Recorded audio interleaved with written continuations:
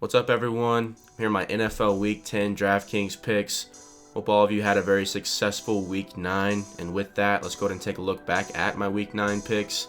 And I hope you guys watched my sleeper/value picks video that I posted on Friday because I ended up giving out some decent players in there. I gave out Kaepernick in that video. I gave out Antonio Gates, who I exclusively went to. I played him in almost 100% of my lineups after I found out Hunter Henry was out.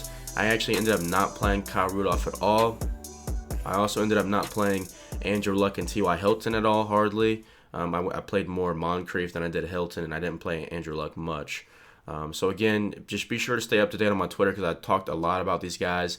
I did play a little bit of Ben Roethlisberger. I think I played him in 2 lineups, and one of them was like a Steeler onslaught lineup, and then one of them was like I just sprinkled in him and I think Sammy Coates, and that was it. And I put them in really low risk tournaments because I knew that they were high risk players. So, but other guys had some good games. Melvin Gordon blew up, was another guy that I mentioned in that sleeper/value picks video. So again, be sure to tune into those, and let's go ahead and get into this week's picks. Okay, so moving into some stacks now. First up, I have Marcus Mariota and Delanie Walker. Really quickly, there is a typo on the graphic. I apologize. Marcus Mariota is 5,700 and not 53, so again, apologize for that. That said, this is a duo that I pointed out last week, and they ended up playing pretty well. I think Delanie Walker put up like 14 or 15 DK points. Nothing special, but not too bad for a tight end. This week, I really want to talk about Marcus Mariota a bit more because this is a great matchup for him. I mean, first off, Mariota has been playing great these past few weeks. He has at least 2 touchdown passes in the last 5 games, and in 3 of those 5 games, he's thrown at least 3 touchdown passes. He's facing the Green Bay Packers, who we all know their running game is pretty much non-existent at this point.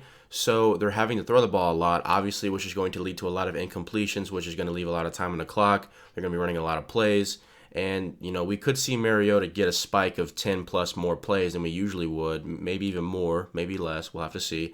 But, adding the fact that Green Bay is also allowing 277 passing yards per game on the road, which is 6th worst in the NFL. And obviously this game is in Tennessee. So all those things considered, I think Mariota is a guy that I am going to consider in cash games this week. I don't know how popular he's going to be, but Mariota kind of has that reputation where he's putting up good numbers, but no one wants to play him and no one really wants to talk about him. I even mentioned Mariota in my video last week, like I said, and I even said then I was considering him in cash games, and I probably should have done it, but I ended up not doing it because I just didn't have quite enough confidence in his consistency. He's been very consistent these past 5 games or so, like I mentioned, and hopefully he can keep it up this week. All right, so next up I have Tom Brady and Rob Gronkowski, and I'm not going to spend a ton of time on it because it's a pretty obvious stack.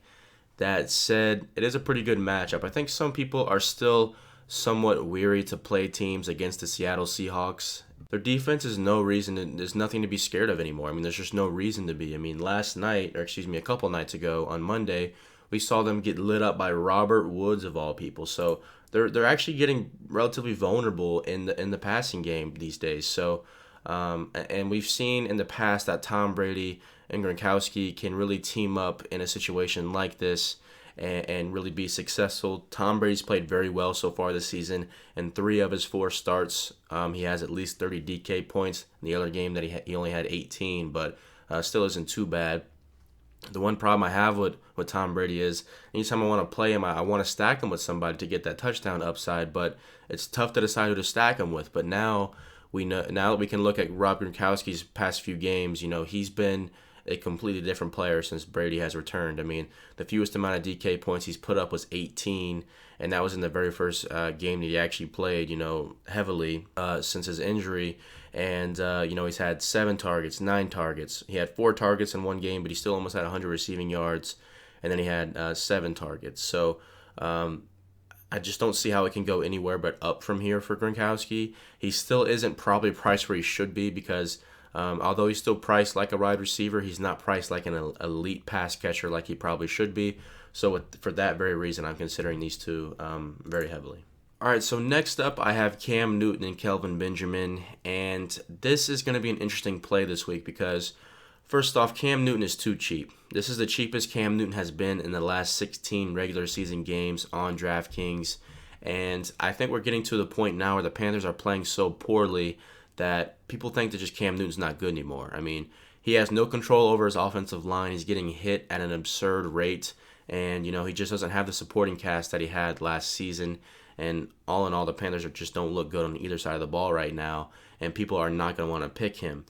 That said, this seems to be a good matchup. I mean, the Chiefs' defense is obviously good, but I'm not going to be intimidated by them, especially when Cam is playing at home. Cam and this entire Panthers team is a completely different animal when they're at home. Now, the reason I have Kelvin on here and not Greg Olsen or somebody like that is because of how good the Chiefs are against tight ends. Now, they're only allowing 8 fantasy points per game to tight ends right now, which is the 4th best in the NFL, I believe it is. And the reason I like Kelvin is because of that reason. Obviously, if Greg is going to be covered very frequently and heavily and successfully, then Kelvin is probably going to be the main guy that Cam's going to look to. Now, Cam is not a guy who likes to lock on to a receiver, but if he does, it'll probably be Kelvin or it'll be Greg Olsen. So I still am going to play a little bit of Greg Olsen, I think, because I'm looking at the tight ends that the Chiefs have actually faced, and they faced some okay guys. I mean, they faced Antonio Gates and Hunter Henry, but that was in week 1 before Hunter Henry emerged. They faced CJ Fedorowicz in week 2 before he really emerged. Then they really faced nobody, and then they came down and faced Colby Fleener, Jack Doyle, and then they faced Mercedes Lewis and Julius Thomas last week. So, but still held all those guys in check. So, it definitely makes sense in my opinion that Greg Olsen is still the best tight end that they faced all season, but we'll have to see what happens. So Kelvin hasn't been playing that good, to be honest. I mean, he's been getting some receptions and getting his targets, but I mean, he's got some bad luck. I mean, a couple of these games, this dude could easily have had close to 200 receiving yards, but whether the tip of his toe was out of bounds or he didn't, he bobbled the ball to the ground and it didn't count as a catch. Whatever may have happened, but it definitely looks like he's still not 100% from that ACL injury. So hopefully as the season goes on, he can continue to get in better shape and perform even better because he has a lot of talent. And I hate to use this word, but he has a lot of potential. So hopefully these guys can play well this week, and that's going to round out our stacks here. All right, moving into some running backs now. First up, we have David Johnson. And I just want to say, do not outthink yourself. Do not try to get too cute.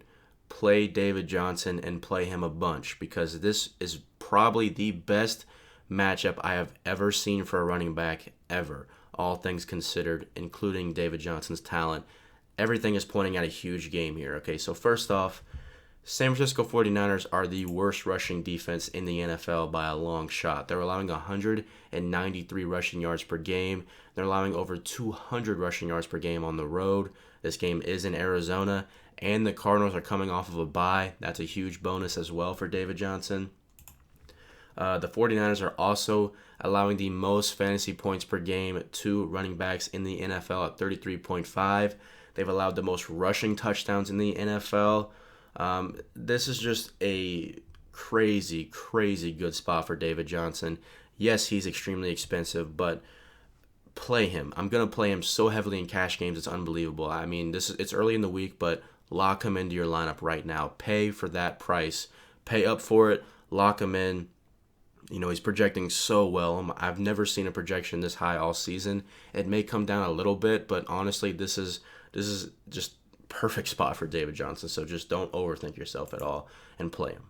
All right, so next up I have Melvin Gordon, and this guy is someone that honestly, just no one saw this coming, including me. There's just no way the Chargers could have expected this out of him for multiple reasons, but first off, just people have been questioning this guy's skill. They just didn't think that he had the caliber of play that was needed to be this successful in the NFL, and these past few games, he has run all over two teams who are not bad defenses, in my opinion, at all, in the Denver Broncos and the Tennessee Titans. And he lit up the Titans last week. 196 rushing yards on 32 attempts, over a 6 yards per carry average, which is the highest he's ever had in his career in a game.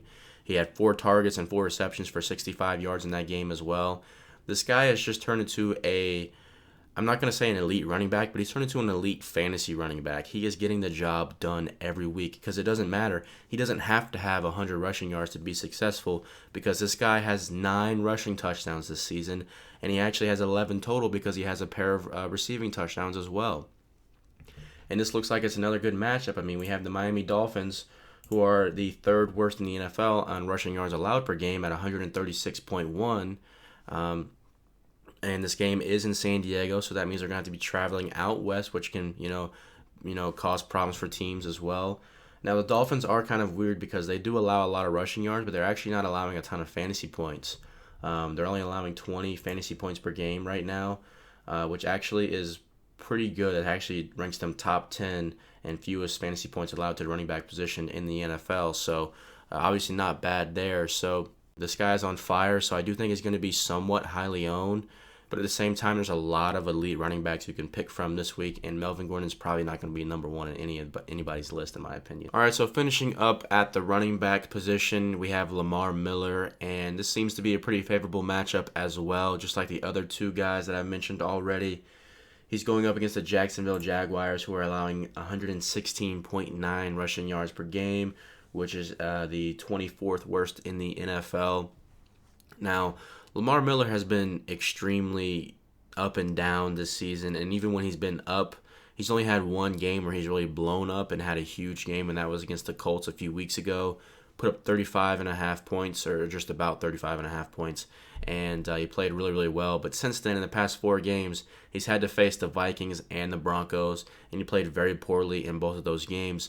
The thing is, although Lamar Miller gets looks in the passing game, he hasn't been very useful in that. He's the epitome of a dump-off running back, and what I mean by that is they're not designing plays for him in the passing game. They're literally just Brock Osweiler's just dumping it off to him when he doesn't have anywhere else to go. So, he's not a bad price. I'm not crazy about the price because if you go up just to $400 or $500 more, you can get to some pretty good guys like a DeMarco Murray, like a Devontae Freeman, guys like that, or even Devontae Booker, who has a really, really good matchups this week as well. But people are scared he's going to lose carries. So Jacksonville is a much better passing defense than they are rushing. So that's why I like Lamar. I think we may actually see a few design passing plays for him. I like Lamar Miller. Definitely a guy I'm considering in tournaments and not in cash games.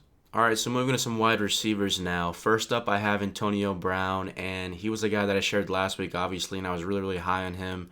As the week went on and we found out that Big Ben still wasn't quite 100%, I ended up not playing him in cash games. This week, I'm going to be jumping back on that train and really considering him. I mean, even when Big Ben played terrible last week, Antonio Brown still put up 21.5 points, had 11 targets, and a receiving touchdown. So this guy is basically matchup proof. The Dallas defense doesn't scare me. It's the Dallas offense that scares me. And the reason I say that is because if Dallas somehow gets up 10 points or even a little bit more in this game, they love to play that ball control game. They love to just try to take out an entire quarter on a single drive and just kind of ice the game from there and kind of just manage it. And obviously they could do that. That really just doesn't concern me but so much because I think Antonio is just going to get so many targets. I mean, this guy's usage percentage is through the roof. He's averaging the 2nd most targets in the NFL right now at 10 3/4.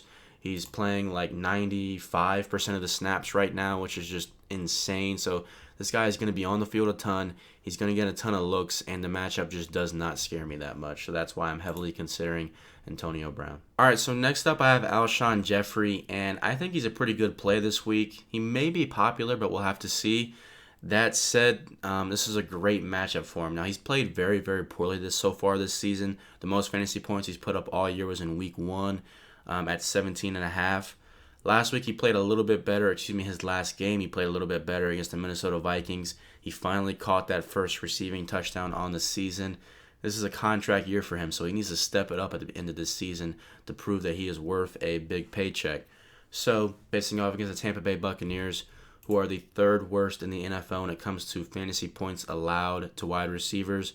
They're allowing 42 points exactly per game, and they've been lit up the past 2 games. Amari Cooper and Michael Crabtree both had 100 receiving yards apiece against him, and Julio went off. So that's all I really need to know. I mean, honestly, this is a great matchup for him. The Tampa Bay Buccaneers kind of have this reputation of being a great running defense and being a bad passing defense, but they're bottom 10 in both, in rushing and passing defense. They're allowing 281 passing yards per game, which is 27th in the NFL. Not very good, obviously. And they're allowing 117.9 rushing yards per game, which is 25th worst in the NFL. So, I mean, they're bottom 10 in both. So don't be afraid to play Jordan Howard if you want to. But I think Alshon Jeffrey is a great guy to get at a cheap price. I'm considering him in cash games. I could easily see, 10 targets with 7 receptions for, 110 yards or something like that, and a pair of touchdowns on Alshon Jeffrey's stat line this week. So we'll have to see, but right now I think Jeffrey's a pretty good play. All right, so finishing up the receivers here, I have Jordan Matthews, and I like this matchup for him. So first off, Jordan Matthews has been getting quite a few targets the past few weeks. He's had 25 targets in the past 2 games and 17 receptions. Only 1 receiving touchdown, so that is something to be slightly concerned about. But this is a really good matchup for him and a really good price. I mean, you're basically getting a number 1 receiver for under $6,000 on DraftKings. I mean, he has the 5th highest usage rate on the entire slate. And Atlanta is not a very good passing defense. They're actually a very good rushing defense, but they're bottom 10 in passing defense. They're allowing 289.6 passing yards per game, which is actually 2nd worst in the NFL. And the Falcons are allowing the 2nd most fantasy points per game to wide receivers at 43.8. So obviously, adding all this stuff in, this should be a favorable matchup for Jordan Matthews, and the price is definitely a big point of emphasis here. All right, so moving into some tight ends now. First up, I have Zach Miller, and maybe I'm a bit too high on the Bears passing game this particular week, but I think it's really favorable to attack this Buccaneers passing defense because they're just not very good. So if we take a look at the Buccaneers against individual tight ends, they're actually not that bad. They're kind of middle of the road. That said, they faced nobody this season. The only good tight end they faced is Greg Olsen, and Greg Olsen absolutely lit them up. In fact, Greg Olsen had his best career game. He had 13 targets, 9 receptions, and 181 receiving yards. He's by far the best tight end they faced all season. Probably the next best they faced would be, I don't even know, maybe Jacob Tammy. Oh my gosh. So Zach Miller, he's not a bad price, and he's had 25 targets, just like I mentioned Jordan Matthews, but Zach Miller has 25 targets in the last 3 games. Now that Cutler's back, he does like to target the tight end. They did have a little bit of a connection earlier in this season, so we'll have to see if that materializes into anything. He's not too bad of a price at $3,600. There's not a ton of value at tight end as we speak, so that's why I like Zach Miller. All right, so since I've already talked about a few tight ends, I figured I would talk about some defenses. So first up, we have the Rams, and this is obviously a very good situation for them going up against the Jets. Now, it is on the road, so that's going to be a very lengthy trip for them. That said, we all know that the Jets are prone to turn the ball over. Fitzpatrick's, pretty much good for at least a handful of turnovers every single game, it seems. So they're projecting really well right now. It makes sense to pick them.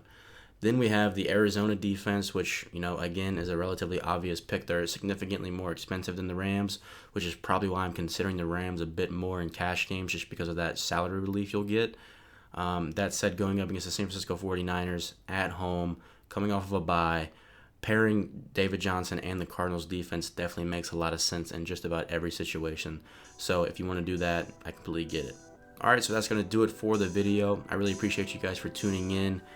Hopefully I'm going to be able to get out that research video where I share what sites I do my research on and then what specifically I'm looking for on the sites. Hopefully I can get that out soon. If it's not this week, it's going to be early next week. Also, I'm going to be out of town this weekend for a few days, so hopefully I can get my sleeper/value picks video up. I'm going to have to do it probably a day early, so be on the lookout for that as usual. And again, thank you for watching. Later.